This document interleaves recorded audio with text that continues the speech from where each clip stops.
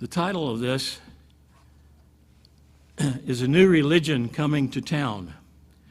And that's, in a sense, what this day is about. And I'm sure Mr. Haver is going to talk about the Messiah that's destined to come to this earth and fix this mess. So we'll just talk about a little bit about defining the mess. About a month or two ago, Chris Wallace was interviewing United States Attorney General William Barr. It's very probable that William Barr is a very bright person. He did comment that he wasn't sure he should have taken the job when he took it, and then he commented, I'm pretty sure I shouldn't have taken the job because it's been difficult. Here's what he said to Chris Wallace. The subject was the characteristics of the organizations basically driving the riots and the destruction. Here's what he said. This is Barr speaking. They are interested in total victory. It is a secular religion. That's William Barr saying it's a secular religion. It's a substitute for religion, and we are the evil, we being the rest of us, are the evil and stand in the way of their utopia that they are trying to reach, and that is what gives the intensity to the partisan feelings. He's describing a thriving, excited church in many ways, and that's why he used those words. Now, he was obviously talking about the organizations, BLM, Black Lives Matter, Antifa, anti-fascism, the Democratic Socialist agenda and party. And then he was talking about, indirectly, about where do the funds come from that fly these people around to different cities, and who's really behind the whole movement. It's important that we understand it to understand the possibilities that could come in 2 months. Apparently, George Soros is one of the major funders. Many of the high-tech companies are funding it. Many of the executive officers of those companies are giving their money to make it possible for other people to go around and burn things down and kill one another. So the question, I think, is why did Attorney General Barr choose that wording? Hopefully we'll understand that a bit better as we go through this sermon, Bible study, whatever it is. You need to understand some history to understand this religion. And as we go through, think about what we'll describe as tenets of that religion. How do they square with the Bible? Let me put it a different way, more blunt way. Could a Christian, a biblically oriented Christian, be part of this movement and a part of this? It's a political movement, no doubt about it. And it's very fast growing, and we'll prove that here in a little bit. But could it detract or impact the Church of God movement? And one of the things that the Church of God is good at doing is helping us to avoid deception. Matter of fact, Matthew 24, verse 4 to 5 says, And Jesus answered and said unto them, Take heed that no man deceive you, for many will come in my name, saying, I am the Christ, and they shall deceive many. Now, there are lots of ways of being deceived, but let's start out with an important concept, and I will tell you that this will not be a surprise to Mr. Haber that I'm going to mix religion and politics, which is absolutely a no-no, right? No, wrong. How can you separate religion and politics? Because everything we do politically has a moral aspect to it. You can name almost any law, there's something moral about it, or not, or lacking moral. Have any of you heard the concept that churches, when they speak, that if they speak individual pastor or as an organization, if they speak about a political party, someone running for office, endorsing candidates and all that sort of thing, that they're at risk of losing their nonprofit status, which is known as the 501c code section of the taxing code. Is that a surprise to anybody that that's a common belief? Let me explain that to you, because it's the way that that's not the case hinges on what's called the Johnson Amendment. Anybody ever heard of the Johnson Amendment? Oh, good. I'll be teaching you something then, right? The Johnson Amendment, Lyndon Baines is the Johnson I'm talking about, in 1954, was running for Senate in the government, the Washington Senate, and he was being opposed very strongly by some small churches in his district, no doubt, that he had to find a way to even the playing field. And so he introduced a code section to the one I'm talking about, which is the 501c3. And what it said was that if you are a church or any kind of a 501c3, you will lose your status, and your donors will lose their tax-exempt status. Do you know how that could impact some of these mega churches if they lose their status? Well, interestingly enough, after that was passed, it's been in effect all these years until that outsider became president. And I'm going to read to you,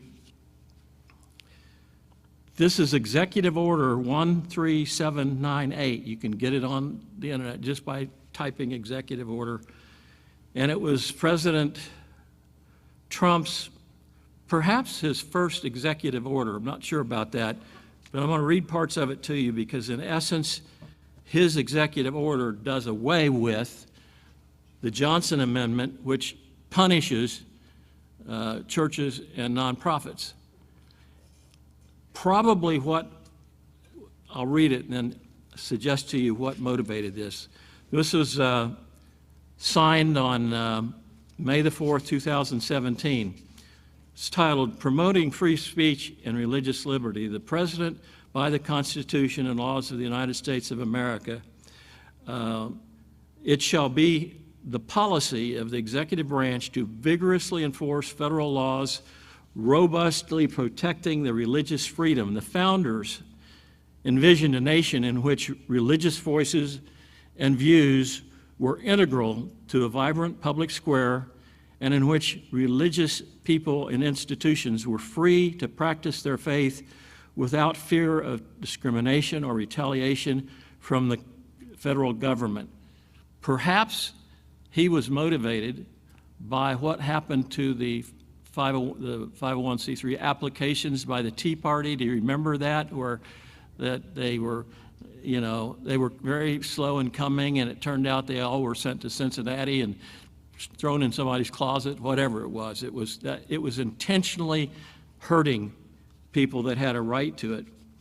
Early on in the history of our country, there was what was a law in many states, which you have to be sort of surprised at, but it was called the Sermon Day or the Election Day Sermon, and churches were required to open up on the Sunday before the voting and be told about how you go vote. It wasn't partisan, but they were forced to encourage people to get involved. Here's the rest of that executive order.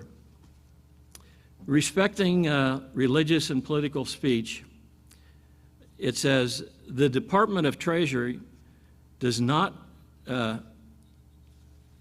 shall, extent permitted by law, that the Department of Treasury does not take any adverse action against any individual, me, Dave Haber, house of worship, this place, or other religious organization on the basis that each individual or organization speaks or has spoken. So what we said in the past is still protected, even though we didn't know it, about moral or political issues from a religious perspective. As used in this executive order, adverse action means the imposition of any tax or penalty, the delay or denial of tax-exempt status, the disallowance of tax deductions for contributions, and it goes on and on. So it's very clear that the law of the land is that no one will suffer any consequences. Now, the Johnson Amendment's still there. That takes Congress to change that, but the president can, on his own, say, don't enforce it. One of the interesting provisions in that same executive order was that the Attorney General, which would have been Senator Sessions, was instructed to write a guideline that would then be distributed to all the U.S. attorney's offices, and every big city has a U.S. attorney's office. I've been in the one in Tyler that's, they're always really scary places to go into, I can tell you that too. But I think that one of the things that, the Sessions report took about 4 months for him to get it out, and as I recall, it was something like 20 or 20, I think it was 26 pages in very small print. And it was something like 11,000 words long. And so every U.S. Attorney's Office knew what the presidential order was about. Okay, so that's what the Johnson Amendment was, and that's what the President's executive order would be. And you can also find that under Federal Register 13798. You'll get appreciation. I'm giving you all this stuff. That's how boring the life of a lawyer can be when it's important to you, the Federal Register, you know, these things. One of the funny things about this order, this is the last page, and of course that's the signature page for the president. I got curious because if you look up the original order, it has the signature, and have you ever wondered when the president signs the orders and he does this like that? I can tell you under a microscope or a magnifying glass that what it amounts to is let's see, I counted it. I think it's 11 upside down I's with no dots and 8 or 10 W's upside down. You can't make out one letter in his signature right there. I'll let you look at it later if you want to say, yeah, it's just nothing. But everybody knows what it is. Okay, so that's sort of the background. Short history of socialism, and that's the subject that Attorney General William Barr was discussing. There's no reason why any of you should have a textbook definition of the economic systems that we live in. Much of the world has at one time or another in the recent last 100, 150 years practiced or tried socialism. Here's what socialism means. By the way, those were government documents before. This is what Wikipedia puts out, and I don't have any reason to think it's not a good thing to look at. Socialism is an economic and political system. It's an economic theory of social organization. It believes that the means of making and moving and trading wealth should be owned or controlled by the workers. Socialists believe that everything in society is made by the cooperative efforts of people and citizens. We don't have, some states maybe lean that way now, but so that's the socialism, that's the economic theory that is being hoped for by this radical movement. We have a capitalism system. It's an economic system in which private individuals or businesses own the means of production, in other words, the factories, the businesses, the way of having wealth accumulate. The other major system is called democratic socialism. We'll talk about that a little bit later. It's easy to prove that democratic socialism has never been successful. Okay. Today, there are some very major countries that have yet to collapse completely under their form of socialism. They are the Republic of China, Cuba, Laos, the Republic of Vietnam, North Korea, Venezuela, North Vietnam, and to some extent India. That accounts for at least half the world's population between India, China, India, and the other ones added in there. Notable collapses of socialism: the USSR, United Soviet Socialist Republics. They collapsed. You remember that? Some of you are old enough to. What I want to do now is give you a quick bio of, and this comes from an organization that's called The Rise and Fall of Socialism, and an article or whatever called Heaven on Earth. And I'll read, there's about 10 names that most of you'll recognize.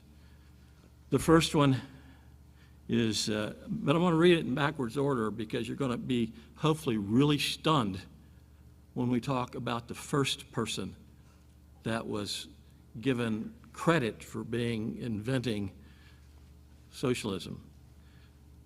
At the bottom is Tony Blair. Tony Blair was a social that brought socialist agenda mainly to the British, and cannot remember anything that Tony Blair did interesting except when he resigned. And when he resigned, well, that's not even the funny part. When he resigned, he immediately hot-footed it to Rome, turned Catholic, was baptized by the Pope, and accepted being ordained as a deacon. And some that remember that would say, what in the world was Tony thinking about? So that's Tony. Prior to that, Mikhail Gorbachev. Remember Mikhail? He's still alive, by the way, as is Tony. And he had this two Russian words. Perestroika was one of them, and the other was, what was the other word that he used? They were words that meant to reestablish and to rebuild, something like that. It was sort of a catch words. And of course, he was very successful in getting rid of the present system, but then the Russian system collapsed. The USSR. So then, now this is going backwards, remember, are Deng Xiaoping and Mao. Ever heard those terms? And Mao and they were sort of together, Mao and Deng Xiaoping. They were very successful at getting socialism established and having 20 million plus people less in need of food. 20 million people were killed in what they did in establishing it. Then before that, it was back to England again. Incidentally, the whole movement of socialism, it's surprising, at least to some of us that didn't know, that it was largely an invention of Germany and German thinking, and also British thinking, and also American thinking, frankly. At any rate, Clement Attlee, anybody remember Clement? Oh, good. Do you know what was his biggest achievement? He replaced Churchill as soon as the war was over, and that's how the British people appreciated Churchill, was throwing him out of office as soon as the war was over. Mussolini. You know what Mussolini was famous for? Have you ever seen the pictures of him like that? That's the photograph they have of him anyway. He was believe it or not, Hitler is not part of this group of people. That Germany had long since been a socialist country when Hitler got involved. And Hitler got involved as a result of his studying Mussolini. So then we come to Lenin. Lenin was, anybody remember Lenin? He died, some of you are aging very well, okay. He died in 1924, and it was, Lenin led the revolution in Russia that moved things to communism. And so before Lenin, it was Marx, Karl Marx, and Engels. They were very much tied together. Interestingly, they were both German Jews, and they met in Paris. I wonder why they met in Paris. I'm kind of curious about that. To do the one thing that they're both famous for, and that is the Communist Manifesto. And they also were very good at reducing the need for grocery stores. Lots of people were, well, of course, in World War I, millions were killed, and so that's the list of people that were part of the spreading socialism around. Except that the one that's given the most credit for introducing the world to socialism was a man named Robert Owen. Don't any of you say you knew Robert, because he was, well, he was dead by 1858. So let me read what I want to make a general comment. All of these people that I've introduced by name, virtually everyone in that list of individuals was of the ruling class, the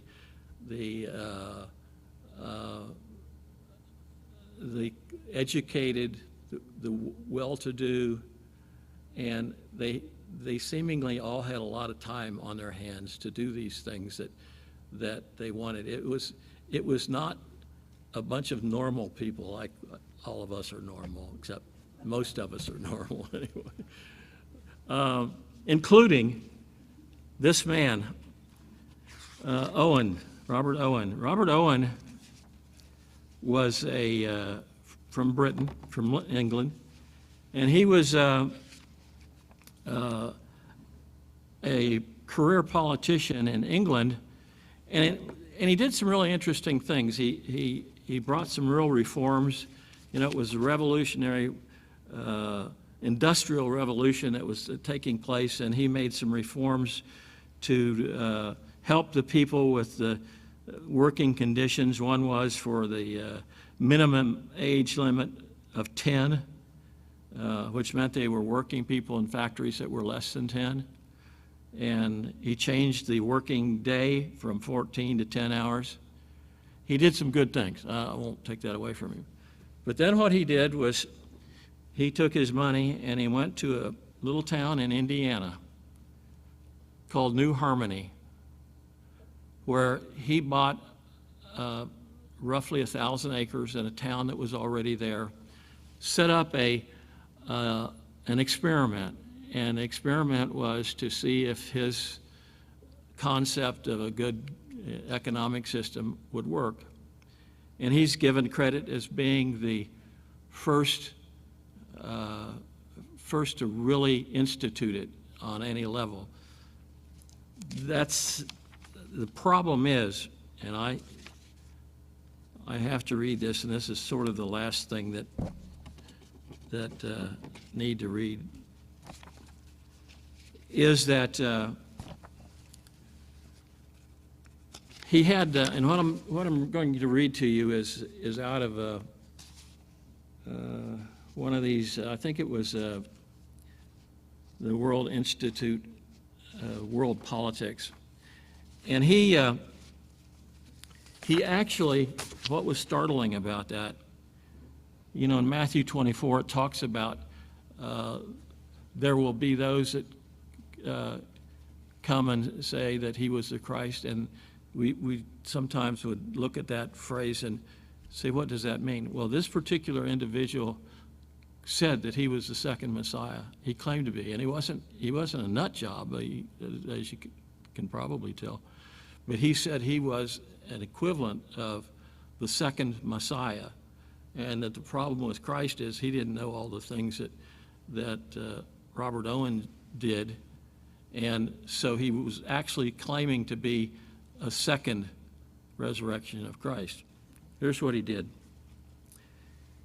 And this is his oration when they put together this group of about 1,000 people. 800 of them were intellectuals, and about 200 were people that could do something. You know, shoe horses, make it possible for people to live. So that group was part of this community. Here's the real zinger, though, and that's what I want you to think about. This is being told to a group of, well, probably at least 1,000. Maybe it was, when it started, it was probably a little bit more than that. Said, upon an experience then of nearly 40 years, meaning his experience that he had in England at reforming the Industrial Revolution, for 40 years, which owing to a very peculiar combination of circumstances has been more varied and extended has ever fallen to the lot of any one man, and being himself. My mind is continually occupied in tracing the cause of every human misery that came before me to its true origin. Now declare to you and to the world that man, me, up to this hour has been in all parts of the world a slave to a trinity. He was a bit of an egotistical person, as you can probably sense. Slave of a trinity of the most monstrous evil that could be combined to inflict mental and physical evil upon a whole race. Here's what he said. I refer to private or individual property ownership. Absurd and irrational system of religion, Christianity. I'm parenthetical there. That's what he meant. And marriage founded on individual property combined with some one of these irrational systems of religion. He hated religion. I don't quite know. It was hard to find out why he had such a bad take on religion. Very much a part of this current movement that we have. Religion is evil. Private property is evil. And then that in between when marriage founded on individual property is evil. So that's the history, the background that you kind of need to understand. And then, let's see, how am I doing? I'll read just the Constitution of that society. But by the way, it changed 6 or 7 times, and after 2 years it collapsed. The society is instituted generally to promote the happiness of the world. The society is particularly formed to improve the character and condition of its own members and to prepare them to become associates in the independent communities. The sole object of these communities will be to procure for all their members the greatest amount of happiness to secure to them and to transmit to their children and their posterity. Persons of all ages and descriptions, exclusive of persons of color, may become members of the society. Persons of color may be received as helpers of the society if necessary, and it be found useful, and entitles them to become associates in communities in Africa. And then the last sentence, the members of the society are all the same rank, no artificial inequalities being acknowledged, precedence to be given only to age and experience and to those who have been chosen offices of trust and utility. And that's where it began, with the hatred of private property, with the hatred of Christian marriage, and the hatred of religion in general. Every iteration of socialism has had some form of that in its history. Now, obviously, some places, and by the way, if I have time, some of you are going to be really sad when I tell you this. Sweden and Denmark have not been socialist countries for many years, and they're not now. And hopefully we'll be able to convince you of that, because that's always the model that people that advocate socialism look to, how great it is in Sweden and Denmark. The more important question is, why is there this tradition of hating religion or hating personal property? You know, if you look at Exodus 20, verse 15, you know what it says? You shall not steal. The law encompasses all that would be regarded as stealing, robbery, embezzlement, defrauding. This commandment also doesn't allow for private ownership. How can you steal something from somebody that doesn't own anything? Can you? Am I missing something? Okay. Exodus 20, verse 17, the 10th commandment, says, you shall not covet your neighbor's house. You shall not covet your neighbor's wife, nor his manservant, nor his maidservant, nor his ox, nor his donkey, nor anything that's your neighbor's. How can you covet anything that your neighbor doesn't have or doesn't own? Doesn't make any sense, does it? Okay. It's obvious that socialism And all of those three things that were brought up in New Harmony. By the way, New Harmony still exists. It's I guess probably sort of a tourist destination now. Okay, here's a question. Socialism is anti-traditional Christian marriage and family. In some ways, that aspect of socialism has completely swallowed up the other parts, because what do we have that's sort of not traditional marriage today? I'll give you sideways. Rosemary and I often watch, what's the name of the show, Rosemary, that we watch every night? It's Pat Sajak and Vanna. Wheel of Fortune, wheel. Simple word, wheel. I always watch and sort of cringe when they get off the wheel and they have their introduction of their essential other. What is the word? Their partner, and it's just his name's what can I think of? His name's George, and he introduces his partner as Gus.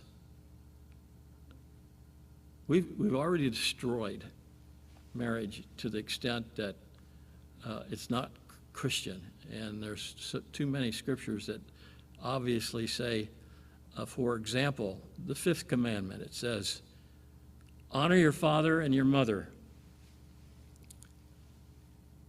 How can you know who your father and mother are? It's hard to know. In this country, there are segments of our society that are 70% fatherless homes. 70%. Okay, so the anti-church thing. Let me just kind of wrap it up here with this, and it's Hebrews 10, verse 24 and 25 says,